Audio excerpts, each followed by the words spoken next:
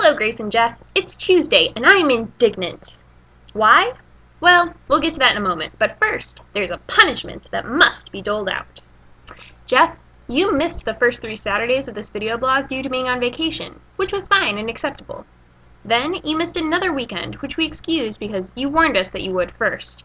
But this past Saturday, you found yourself once again unable to upload effectively, which you warned us about, so... okay.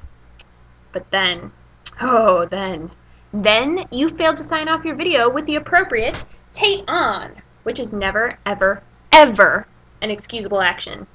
Thus, your punishment is this. You must, accurately and with all due solemnity, perform the Wiccan ritual for welcoming the new moon. You'll find a link with instructions in the doobly-doo. May the odds be ever in your favor. So back to my indignance. So first of all, why didn't the sound of my last video work? I had such good things to say. Mostly what I said is that clowns are terrifying, that I think I like Dill's idea from To Kill a Mockingbird better than what real clowns are. So thanks, Grace, for hashing out that reference for me. Also, I was once in a play where I played a clown, and each clown chose to be a clown because it was the only way that they could deal with the fundamental brokenness of the human spirit. So as Dill says, there ain't one thing in this world I can do about folks except laugh. Also, the title of my video from 2 videos ago was not suggestive until you went there. So thanks. So the second reason for my indignance is the reason that this video is going to be greater than 3 minutes. Because I decided that the best way to fight the terribleness of this world is to know why it exists and how we can stop it. As such, I'm going to be giving you a brief history lesson that answers the following questions. What is a monopoly? Why is it bad? Why does my gas company still have a monopoly over natural gas distribution in Northern Illinois? And finally, why, in the post-Rockefeller, post-Teddy Roosevelt United States, are public interests still governed in such a way that I have to settle for poor and at times blatantly misleading customer service?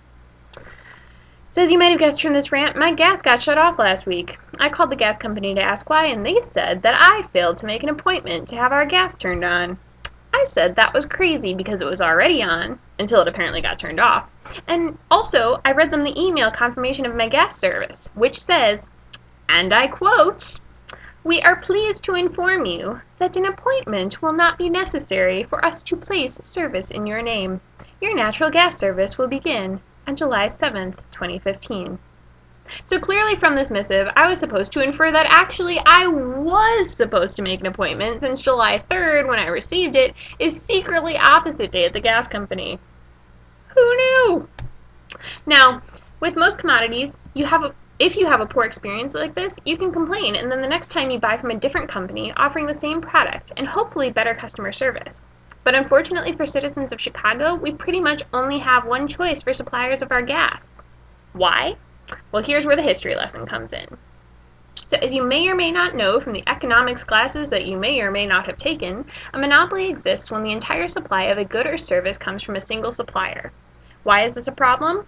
Well, when only one person is selling something that people want, they can set the price at a higher price than what the free market would naturally bear in order to make more money for themselves.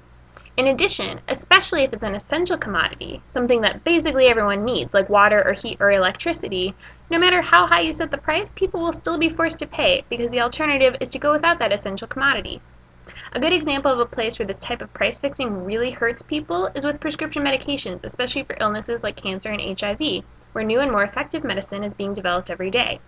When new medicine is invented, only the company with patents is able to market it. And they can set the price high because nobody else has their life-saving capability. Now, there are other concerns that go into price setting with those companies, but the ultimate result of the introduction of novel new medications is that people pay through the nose because their other option is to allow themselves to get sicker or even to die. When asked whether they have felt the need to go without food, heat, or other necessary commodities in order to afford medication, patients from the south side of Chicago overwhelmingly answer yes. So, in short, monopolies are bad because they aren't giving people a fair price for the products that they're buying. So why don't we do something about them? Well, we did, and we still do. In 1890, Theodore Roosevelt became famously the trust buster when he passed the Sherman Antitrust Act, which gave the government the power to dissolve monopolies. At least, it gave them the power on paper. It took them nearly a decade to actually side with people against big businesses, but at least the idea was there. Incidentally, another example of a monopoly, probably the classic example, is Standard Oil, founded in 1870 by John D. Rockefeller, who used a portion of his Standard Oil money to fund the building of our university. That makes me feel a little dirty. But possibilities for scholarship aside, Standard Oil's modus operandi was to move into town and undercut every other gas company in the area by selling at a lower price than companies could reasonably afford. Then Rockefeller would offer to buy the floundering company for next to nothing, as opposed to being forced to file for bankruptcy. By this method, he managed to take control of most oil distribution in the entire country. In 1911, when the government finally caught up to Standard Oil, it was dissolved into 39 separate companies, restoring a semblance of the free market. So anyways, Teddy Roosevelt and the Sherman Antitrust Act should have solved my problem, but it didn't. My choices are to pay for gas from the one supplier that I have, or else to not have gas, which realistically I could probably do, but cold showers really suck. So why doesn't the government intervene? Well, as it happens, my current predicament is a result of government intervention. Ugh, the irony. In the mid-1800s, natural gas was manufactured locally from coal, and laws concerning it were usually at the level of the municipal government. But as with oil, natural gas was the type of commodity that a businessman like Rockefeller could easily turn into a monopoly. Since the government believed that natural gas was a commodity that affected public interest, they decided to regulate it by controlling who would distribute gas and how much it would cost, and they concluded that one supplier with one uniform distribution system would be the best way to get that done. With the government protecting the interests of the people, despite the monopoly that they were placing over the natural gas industry at a local level, there was an assurance of affordability for the everyday people of the United States. Now originally, as I said, this regulation happened city by city, but eventually as technology and mobility changed, state governments got into the regulation game to protect intercity and intercounty gas distribution. Naturally, as we continued to grow, the problem eventually outgrew the state level, and interstate gas pipelines began to be built. And in the 1930s, the Supreme Court ruled that interstate pipelines had to be regulated at a federal level. This was a pressing concern because all of the gas distribution in the country at this time was controlled by only 11 companies, which meant that unless the government was able to keep prices down, the situation would quickly devolve into regional monopolies with unreasonably high prices. To prevent this from happening, the Natural Gas Act, or NGA, was passed in 1938 and gave the federal government power to regulate interstate gas commerce. So the rest of natural gas history is the balancing act of the federal government between keeping people happily supplied and able to afford gas, and also ensuring that businesses responsible for natural gas collection and distribution are able to stay in business and continue doing their jobs. This means a legislative battle concerning regulation, deregulation, re-regulation, and ultimately the consignation of our situation and the system that we have now.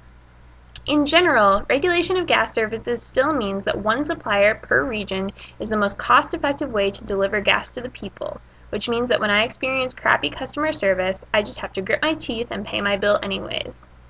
The plus side of this kind of regulation is that actually the company that supplies gas in Chicago, for some reason, is much more cost-effective than other gas companies regulating other parts of the country. And effectively, most Chicago citizens pay about 25% less on average per gallon of gas that they use. Well, it could be worse. Grace and Jeff, I hope you found this video enlightening, and I'm sorry for how long it is. Tate on!